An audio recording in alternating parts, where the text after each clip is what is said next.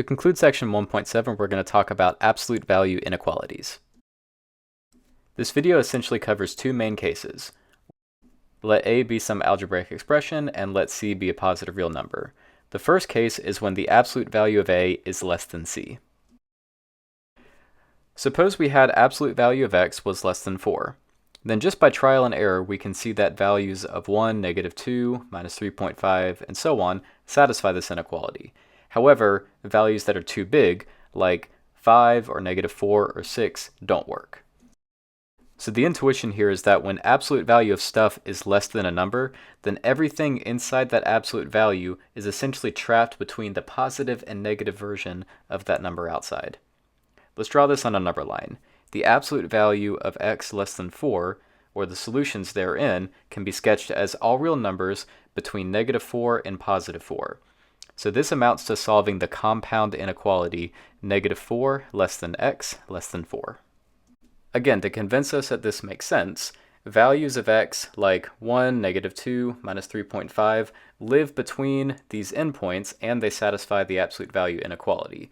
But any value that's too large in magnitude, which falls outside of that line segment, will not satisfy the inequality. So the general rule goes as follows. If the absolute value of A is less than a positive number C, then we'll solve the compound inequality -C less than A less than C. For our first example, we'll solve 2 times absolute value of 3y plus 1 minus 3 is less than 5. First, we need to isolate the absolute value term like we've done in previous examples. By adding a 3 to both sides, we get 2 times absolute value of 3y plus 1 is less than or equal to 8, and then dividing both sides by positive 2 gives absolute value of 3y plus 1 is less than or equal to 4.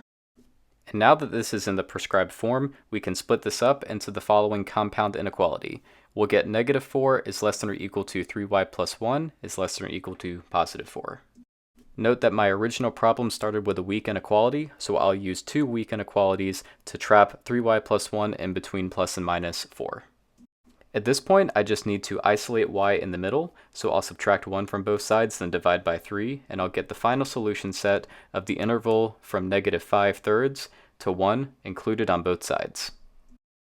So this is case 1. If absolute value of stuff is less than a number, then I get the kind of compound inequality where that quantity is trapped between the positive and negative version of the number outside. For our next example, we're going to solve for z. 2 times absolute value of 5 minus z minus 12 is less than 0. Just like before, I need to isolate the absolute value term.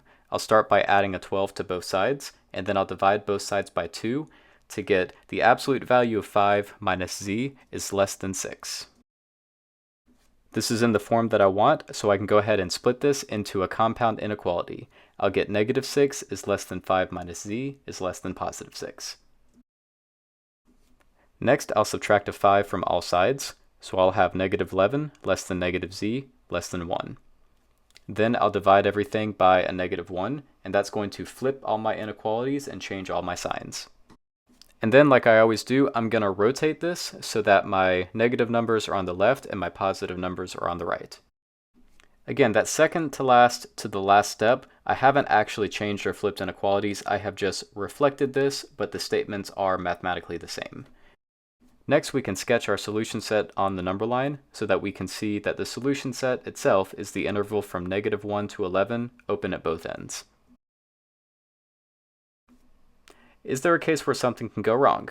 Suppose I have the absolute value of 2x minus 1 plus 2 is less than 1.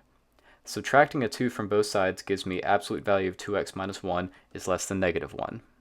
This is going to have no solutions because nothing inside that absolute value will ever produce a negative number. So if ever we encounter this situation where absolute value of stuff is less than 0 or a negative value, there will be no solution. Now we're going to look at case 2. Suppose that the absolute value of A is now bigger than a number C. Well, like before, let's consider the inequality absolute value of x greater than 4. Numbers like 5 and -6 now work, but numbers like 0, 1, and -2 don't work.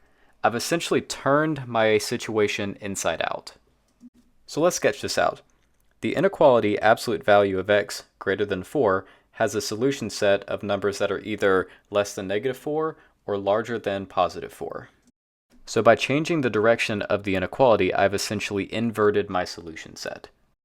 So instead of -4 less than x less than +4 like we had last time, I now either have x is less than -4 or x is bigger than +4, this other kind of compound inequality that we can get. Again, numbers like 5 or -6 or -7 satisfy this inequality, whereas numbers like 0, 1, and -2 don't. In general, if the absolute value of a is bigger than a number c, then we're going to solve both the equations a less than -c or a greater than +c. It might seem strange that we're saying both and or at the same time, but again, this is just a formality on phrasing. We are solving both inequalities. Let's jump right into an example. We want to solve the inequality absolute value of 3x plus 2 is strictly bigger than 7. The absolute value of stuff is bigger than 7, so we're going to set up two inequalities. 3x plus 2 is less than -7, or 3x plus 2 is greater than +7. Solving both of these happens pretty quickly, and we'll get the solutions of x less than -9 or x greater than 5/3. At this point, we can sketch a number line and display our solution. So this is case 2, and it still amounts to solving a compound inequality, essentially like case 1. We more or less just have an inversion of case 1 here.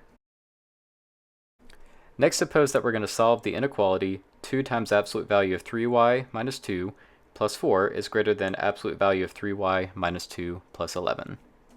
It seems like I'm throwing a curveball at y'all, but I promise you I'm not.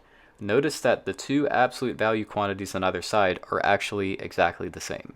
We can essentially combine them by subtracting absolute value of 3y minus 2 from the right, putting it on the left.